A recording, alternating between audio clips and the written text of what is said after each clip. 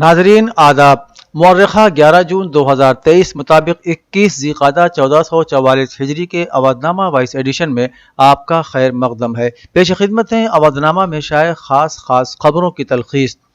Manipur तशद्दुद case को लेकर मरकजी हुकूमत ने तशद्दुद के मामले में मणिपुर के गवर्नर की सदारत में एक अमन कमेटी तश्कील दी है। इस कमेटी में रियासत के वजीर आला भी शामिल होंगे। कमेटी में साबिक सरकारी मुलाजिमीन, माहिरीन तालीम, अदीब, फनकार, समाजी कारकुन और मुख्तलिफ नस्ली ग्रोहों के नुमाइंदों को भी शामिल किया गया है। कमेटी का मकसद रियासत के मुख्तलिफ नस्ली ग्रोहों के दरमियान अमन साजी के अमल को आसान बनाना और मुतदाद फरीकों ग्रोहों के दरमियान पुरअमन मुज़ाकरात शामिल हैं। सोनीपत में इस वक्त खाप पंचायतों की महापंचायत चल रही है। इस महापंचायत में बृजभूषण के खिलाफ सरापा मुजाहिरा बन चुके पहलवान शामिल हैं। साक्षी मलिक, बजरंग पुनिया और दिनेश फोगाट के अलावा साक्षी के शौहर सत्यव्रत कादियान और दिनेश फोगाट के शौहर सोमवीर राठी भी मौजूद हैं। इन सभी ने महापंचायत में अज़्म जाहिर किया है कि बृजभूषण के खिलाफ कार्रवाई होने तक वो चैन से नहीं बैठेंगे। महापंचायत में हिस्सा लेने पहुंची साक्षी मलिक ने मीडिया से अपने आगे के मंसूबे के बारे में बात की। उन्होंने मीडिया से कहा कि हम एशियन गेम्स में तभी खेलेंगे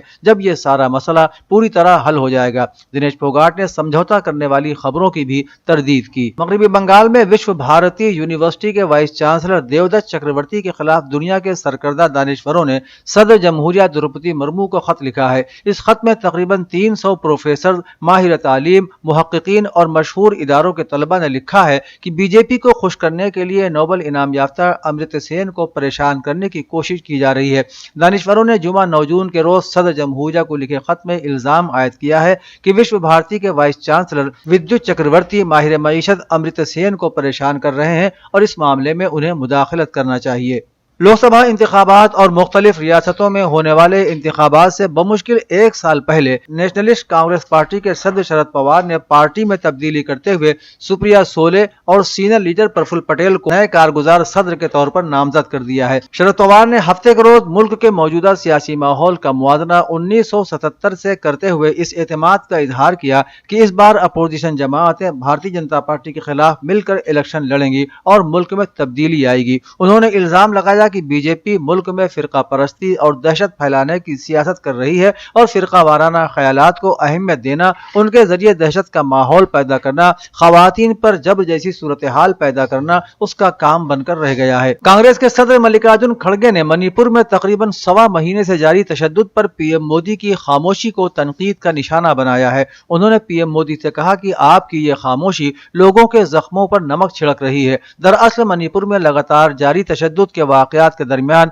मरकजी हुकूमत ने हफ्ते के रोज गवर्नर अनुसुईया उइके की सदारत में एक अमन कमेटी की तश्कील का ऐलान तो कर दिया, लेकिन रियासत में फैले तशद्दुद पर पीएम मोदी ने अब तक कोई बयान नहीं दिया है। कांग्रेस सदर मल्लिकार्जुन खड़गे ने मणिपुर तशद्दुद मामले पर वजीर आजम मोदी की खामोशी पर हमला आवर रुख अख्तियार करते हुए कहा कि नरेंद्र मोदी जी 3 मई 2023 को मणिपुर में सबसे पहला तशद्दुद भड़का आपको मरकजी वजीर दाखिला अमित शाह को रियासत में भेजने में तकरीबन 1 माह लग गया। कृष्णा कॉलेज बिजनौर के तरह ने जुमे को राजभवन में गवर्नर आनंदीबेन पटेल से मुलाकात की। इस मौके पर गवर्नर मौसूफ ने तालीम को रोजगार से न जोड़ने और खुद इन्हिसारी को तरजीह देने पर जोर दिया। उन्होंने कहा कि मेरिट पर नौकरी नहीं मांगी जाती, काबिल और हुनरमंद लोग अपना काम खुद करके खुद कफील हो जाते हैं। उन्होंने कहा कि काम को सही तरीके से अंजाम देने की आदत, काम के इलाके का एहतराम और जिम्मेदारियों के तई लगन बचपन से ही पैदा होती है। गवर्नर ने तलबा को एकेडमिक कैंपस के बाहर ज्यादा से ज्यादा सरगर्मियों में हिस्सा लेने की तरगीब भी दी। उत्तर प्रदेश के वजीर आला योगी आदित्यनाथ ने आज लोक भवन में 25 इमदाद बाहमी गन्ना और शक्कर मिल कमेटियों की नई तामीर शुदा इमारतों को डिजिटल जरिए से अवाम को मुअव्वन करने और रियासती गन्ना पैदावार मुकाबलों के फातिहीन में सर्टिफिकेट तकसीम करने के बाद मुनक़िदा एक प्रोग्राम में अपने ख्यालात का इजहार किया। उन्होंने कहा कि गुज़श्ता 6 साल में रियासत के महकमे गन्ना तरक्यात ने बहुत सी कामयाबियां हासिल की हैं। इस शोबे में इस्लाहात के नतीजे में उत्तर प्रदेश मुल्क की सबसे ज्यादा शक्कर पैदा करने वाली रियासत में तब्दील हो गई है। इसी के साथ साथ उत्तर प्रदेश एथेनॉल पैदा करने वाली भी सबसे बड़ी रियासत और खांडसारी की सबसे ज्यादा यूनिटों वाली रियासत भी बन गई है। मुल्क मिल्लत की मौजूदा सूरत हाल में फकीहुल असर मौलाना खालिद सैफुल्लाह रहमानी का इंतखाब all India Muslim personal law board की सदारत के लिए निहायत मौजू और मुनासिब है। दयार हिंद में सरमाया मिल्लत की निगहबानी के अजीम फरीजे की अंजामदही के लिए अरकान عاملہ نے باتفاق رائے جو انتخاب کیا ہے وہ یقیناً لائق تحسین ہے۔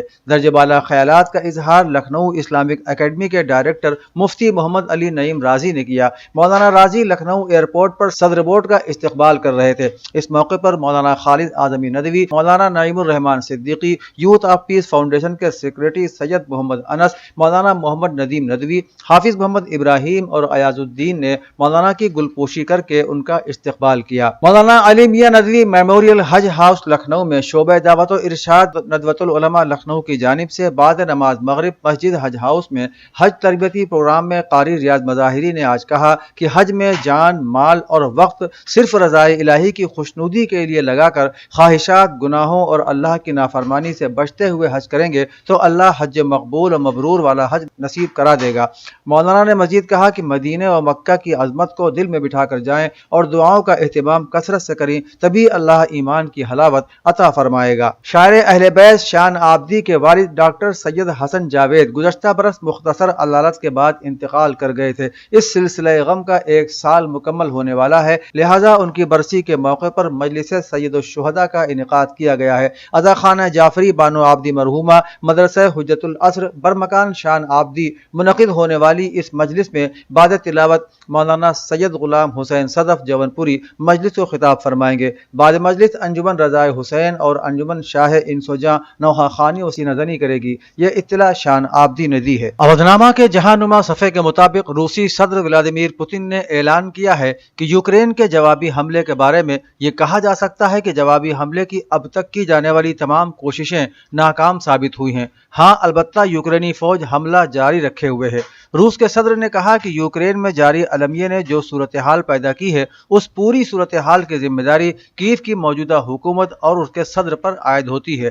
موجودہ صورتحال سے پتہ چلتا ہے کہ جنگ یوکرین میں پانسا پلٹنے کے لیے یورپ اور امریکہ کی فوجی مدد کے باوجود یوکرین کو کسی بھی جنگی مورچے پر فتح حاصل نہیں ہو سکی ہے اور مغرب کا روس مخالف کوئی مقصد بھی پورا نہیں ہوا ہے۔ سابق امریکی صدر ڈونلڈ ٹرمپ کے خلاف عائد کردہ فرد جرم جمعے کے روز عام کر دی گئی۔ منظر عام پر آنے والی دستاویزات کے مطابق ٹرمپ نے اپنی مدت صدارت کے دوران کئی خفیہ سرکاری فائلیں اپنے پاس رکھیں، جس کی وجہ سے انہیں 37 سنگین الزامات کا سامنا کرنا پڑے گا۔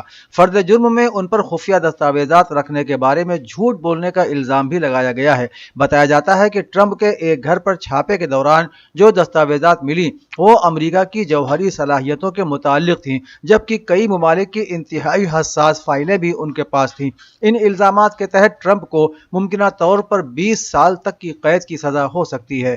کولمبیا کے ایمیزون جنگلات میں ایک طیارے کے حادثے کے 40 روز بعد 4 بچے کرشمائی طور پر زندہ مل گئے۔ 3 بڑے بچوں کی عمریں 13، 9 اور 4 برس ہیں، جبکہ ایک چھوٹے بچے کی عمر فقط 11 مہینے ہے۔ اسے ایک معجزہ قرار دیا جا رہا ہے۔ کولمبیا کے صدر نے جمعے کو اس خبر کا اعلان کیا۔ انہوں نے اسے پورے ملک کے لیے خوشی کا موقع قرار دیا۔ ان کا کہنا تھا کہ بچے کمزور ہو چکے ہیں اور ڈاکٹر ان کا معائنہ جاری رکھے ہوئے ہیں۔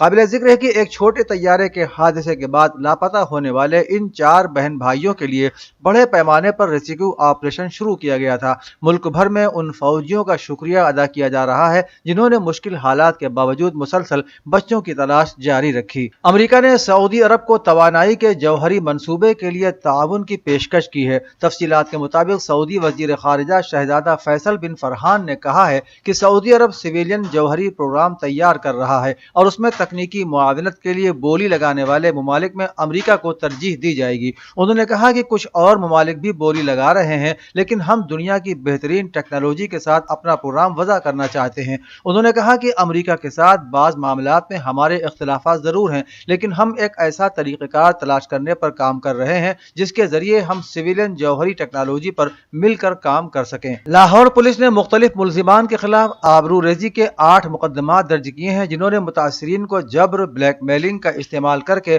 اور اچھی تنخواہ کی نوکری کا لالچ دے کر جنسی زیادتی کا نشانہ بنایا۔ ریپ متاثرین میں اسٹاف نرس، گھریلو ملازمائیں اور ایک کمسن لڑکی بھی شامل ہے۔ رپورٹ کے مطابق خواتین اور لڑکیوں پر جنسی تشدد کے یہ واقعات گزشتہ 48 گھنٹوں کے دوران شہر کے مختلف علاقوں میں پولیس کے پاس رپورٹ ہوئے ہیں۔ متاثرین اور ان کے اہل خانہ کے مطابق مقدمات کے اندراج کے باوجود مشتبہ افراد ان پر شکایات واپس لینے کے لیے دباؤ ڈالنے کے لیے انہیں جان سے لیے مارنے کی دھمکیاں دے رہے ہیں۔ اودھ نامہ میں شائع مضامین کو مکمل طور پر پڑھنے کے لیے اودھ نامہ کی ویب سائٹ www.awadhnama.com پر وزٹ کریں اور ای پیپر پر کلک کریں۔